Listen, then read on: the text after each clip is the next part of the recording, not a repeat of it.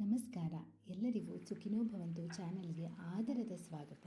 ಈ ದಿನ ನಾವು ಮೈದಾ ಹಿಟ್ಟನ್ನು ಬಳಸದೆ ಸಾಂಪ್ರದಾಯಿಕ ಶೈಲಿಯಲ್ಲಿ ಸುಗ್ಗೀಲು ಅಥವಾ ಸುಕ್ಕಿನ ಉಂಡೆಯನ್ನು ಹೇಗೆ ಮಾಡೋದು ಅಂತ ನೋಡೋಣ ಬನ್ನಿ. ಈ ಸುಕ್ಕಿನ ಉಂಡೆಯನ್ನು ಮಾಡಲು ಇಲ್ಲಿ ನಾವು ಮೈದಾ ಹಿಟ್ಟಿನ ಬದಲು ಅಕ್ಕಿ ಮತ್ತು ಉದ್ದಿನ ಬೇಳೆಯನ್ನು ನೆನೆಸಿ ರುಬ್ಬಿ ಅದರಿಂದ ತಯಾರಿಸಿದ ಹಿಟ್ಟನ್ನು ಬಳಸ್ತಾ ಇದ್ದೀವಿ ಮತ್ತು ಇದರ ಸ್ಟಫಿಂಗಾಗಿ ಬೇಳೆ ಒಬ್ಬಟ್ಟಿನ ಹೂರಣವನ್ನೇ ಬಳಸ್ತಾ ಇದ್ದೀವಿ.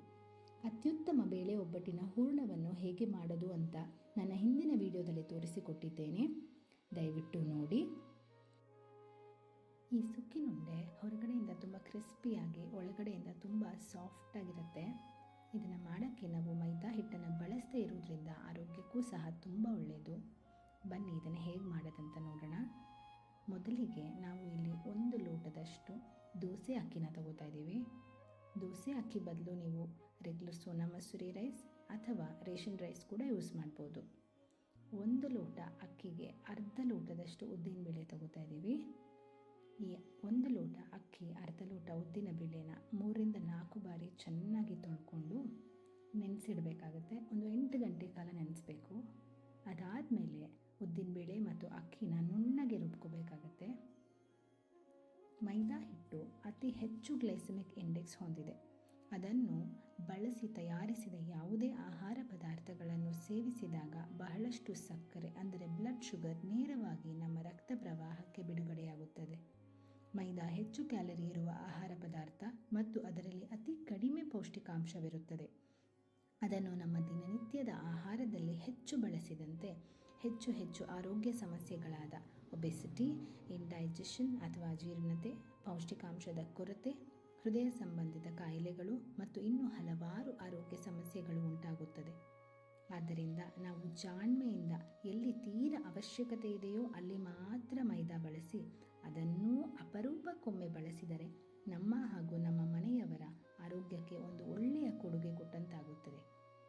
ಈಗ ನಾವು ಉದ್ದಿನಬೇಳೆ ಮತ್ತು ಅಕ್ಕಿನ ರುಬ್ಕೊಂಡಿದ್ದೇವೆ. ಇದಕ್ಕೆ ರುಚಿಗೆ ತಕ್ಕಷ್ಟು ಉಪ್ಪು ಹಾಕೋತಾ ಇದ್ದೀವಿ. ನಾನು ಇಲ್ಲಿ ಹಿಮಾಲಯನ್ ಪಿಂಕ್ ಸಾಲ್ಟ್ ಯೂಸ್ ಮಾಡಿದ್ದೀನಿ. ನೀವು ಯಾವುದೇ ನ್ಯಾಚುರಲ್ ಸಾಲ್ಟ್ ಯೂಸ್ ಮಾಡ್ಬೋದು. ಇಲ್ಲಿ ನಾನು ರುಬ್ಬೋ ಕಲ್ಲನ್ನು ತೊಳ್ಕೊಳ್ಳೋದಕ್ಕೆ ಯೂಸ್ ಮಾಡಿರೋ ನೀರನ್ನೇ ಹಾಕ್ಕೊಂಡು ಬಜ್ಜಿ ಹಿಟ್ಟಿನ ಹದಕ್ಕೆ ಇದನ್ನು ಕಲಿಸ್ಕೊತಾ ಇದ್ದೀನಿ. ಹಿಟ್ಟಿನ ಹದ ತುಂಬಾ ಮುಖ್ಯ. ಯಾಕಂದರೆ ಹಿಟ್ಟು ತುಂಬ ಗಟ್ಟಿ ಆದರೆ ಸುಕ್ಕಿನ ಉಂಡೆಯ ಮೇಲ್ಪದರ ತುಂಬ ಗಟ್ಟಿಯಾಗಿರುತ್ತೆ, ತಿನ್ನೋದಕ್ಕೆ ರುಚಿಯಾಗಿರಲ್ಲ. ತುಂಬ ತೆಳ್ಳಗಾದರೆ ಉಂಡೆ ಒಡ್ಕೋಬೋದು. ಒಡ್ಕೊಂಡ್ರೆ ಹೂರಣ ಎಣ್ಣೆಗೆಲ್ಲ ಆಗಿ ಎಣ್ಣೆ ಎಲ್ಲ ಹಾಳಾಗಿಬಿಡುತ್ತೆ. ಅದರಿಂದ ಬಜ್ಜಿಯ ಹದಕ್ಕೆ ಅಥವಾ ಇನ್ನೊಂದು ಸ್ವಲ್ಪ ತೆಳ್ಳಗೆ ಕಲಿಸ್ಕೊಂಡ್ರೂ ಒಳ್ಳೆಯದು. ಅದಕ್ಕೆ ಮೇಲೆ ಕೋಟಿಂಗ್ ಆದರೆ ಸಾಕು. ಈ ರೀತಿ ನಿಮ್ಮ ಬೆರಳನ್ನು ಅದ್ದಿ ಎತ್ತಿದಾಗ ಈ ರೀತಿ ಕೋಟ್ ಆದರೆ ಸಾಕು.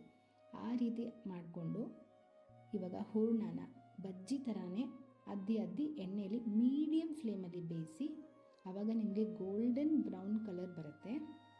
ತುಂಬ ಹೈ ಫ್ಲೇಮಲ್ಲಿ ಬೇಯಿಸೋದ್ರಿಂದ ಕಲರ್ ಚೆನ್ನಾಗಿ ಬರಲ್ಲ. ಸೊ ಮೀಡಿಯಮ್ ಫ್ಲೇಮಲ್ಲಿ ಬೇಯಿಸಿ ಈ ರೀತಿ ಗೋಲ್ಡನ್ ಬ್ರೌನ್ ಆದಾಗ ಎಣ್ಣೆಯಿಂದ ತೆಗಿಬೋದು.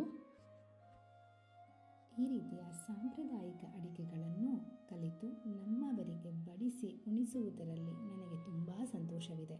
ಈ ರೆಸಿಪಿಯನ್ನು ನಮ್ಮ ಅತ್ತೆಯವರಿಗೆ ಅವರ ತಾಯಿ ಹೇಳಿಕೊಟ್ಟರಂತೆ.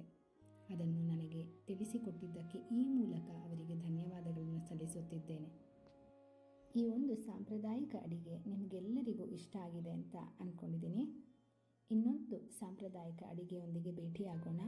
ಅಲ್ಲಿವರೆಗೂ ಸರ್ವೇ ಜನ ಸುಖಿನೋ ಭವಂತು.